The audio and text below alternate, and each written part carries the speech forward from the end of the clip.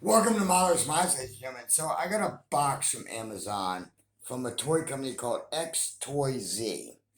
It's a pretty cool blaster. To me, it reminds me of a clone of an Ecs10. How about we unbox this blaster, install the batteries, and see how it fires in stock form?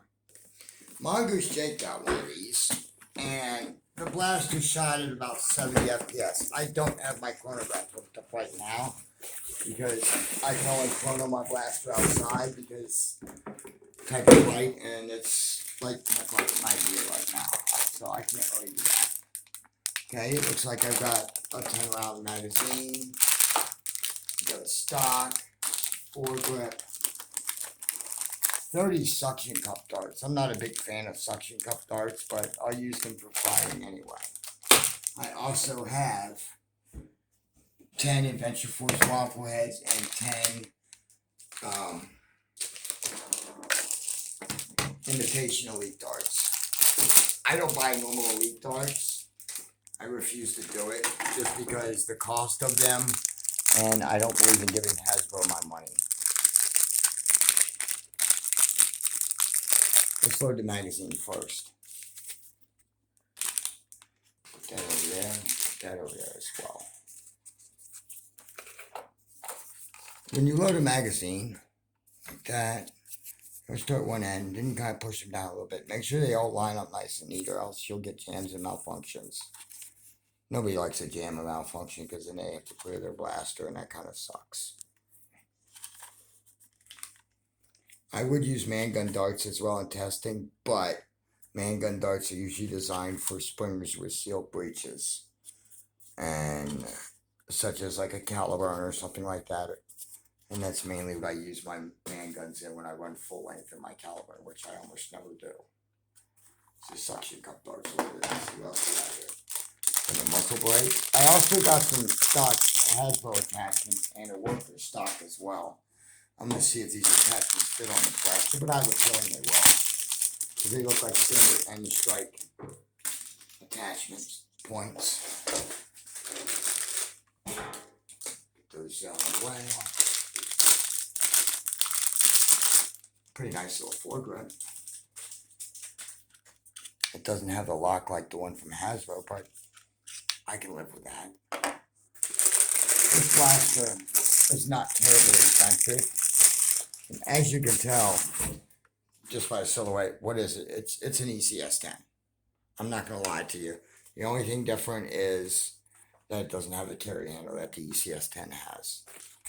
And of course, there's the instruction manual as well. I have here 4 AA batteries because that's what this blaster requires. Let's open up this battery tray real quick. When you open up a battery tray, I'll be honest with you, ladies and gentlemen, you want to use a decent screwdriver. You don't want to use a junk screwdriver. Just for the simple reason is you'll strip the screws out, and that's no good to anybody. And I have stripped out screws before. It's not fun. Not at all.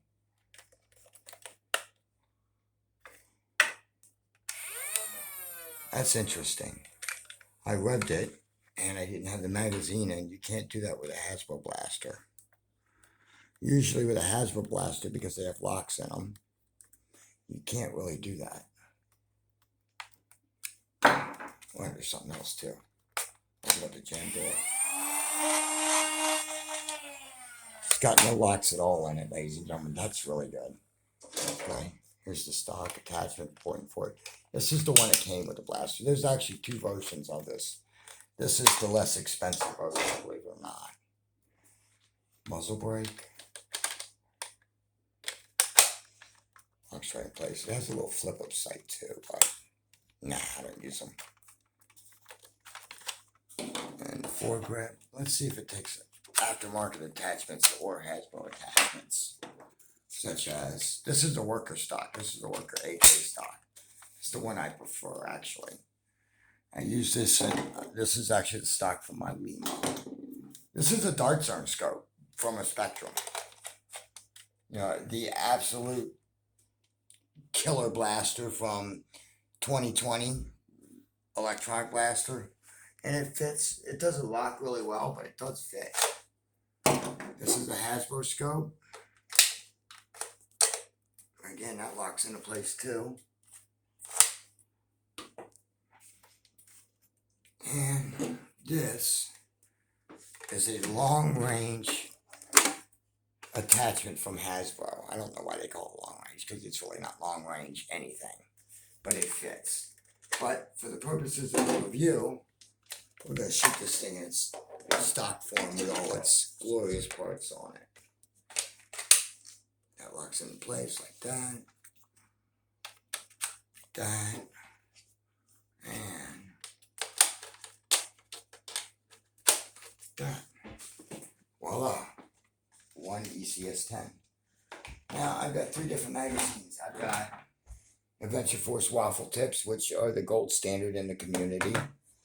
I have some imitation elite darts. I don't buy real elite darts, just simply because of the cost of them. And they're the absolute worst dart on the market anyway. I just use them in testing at times. So normally when I get an imitation blaster or a clone, as you would like to call it, that's what I do, is I save the darts for it. I got a bunch of elite darts from a clone of a Strife that I put up for review a couple days ago. Right now, I have loaded in it. They included suction cup darts. I don't like suction cup darts because they never fly straight. But let's see what we can get out of this, okay?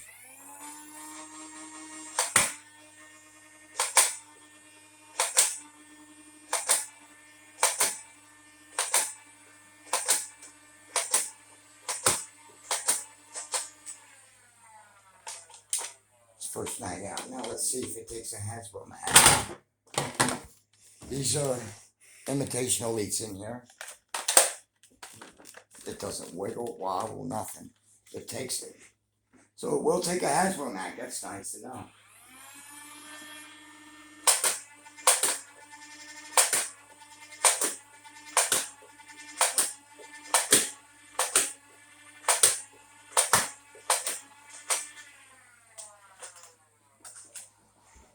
And now the absolute gold standard in the community until the new watermelon darts, that they call them, come out. Adventure Force Waffle Heads.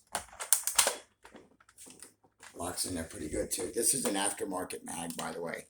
I got this mag off of Amazon. I got like 4 of them for like $12, if I remember right, a couple of years ago.